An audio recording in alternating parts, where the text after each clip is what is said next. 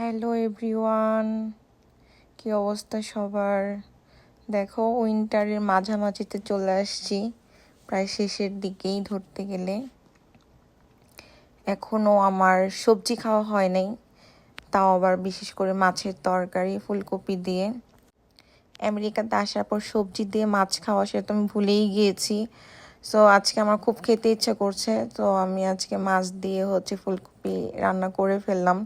ফার্স্টের দিকে মনে হচ্ছিল আমি ভুলে গিয়েছি, কিন্তু যখন কষাচ্ছিলাম তরকারিটা মনে হচ্ছে যে অনেক মজা হবে।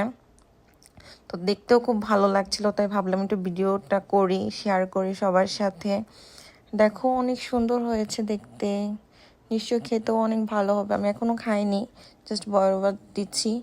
সো সবজি কী জিনিস সত্যি বলতে ভুলেই গিয়েছি, তো রান্নাও ভুলে গিয়েছি। বাট দেখো, রান্নাটা অনেক সুন্দর হয়েছে দেখতে।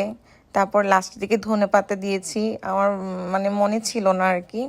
তারপর একটা মিক্স ভেজিটেবল রান্না করছি। দেখো, এটা পাঁচফোড়ন দিয়ে রান্না করা হয়েছে।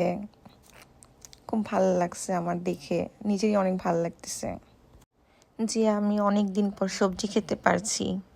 খুব ভালো লাগছে আমার।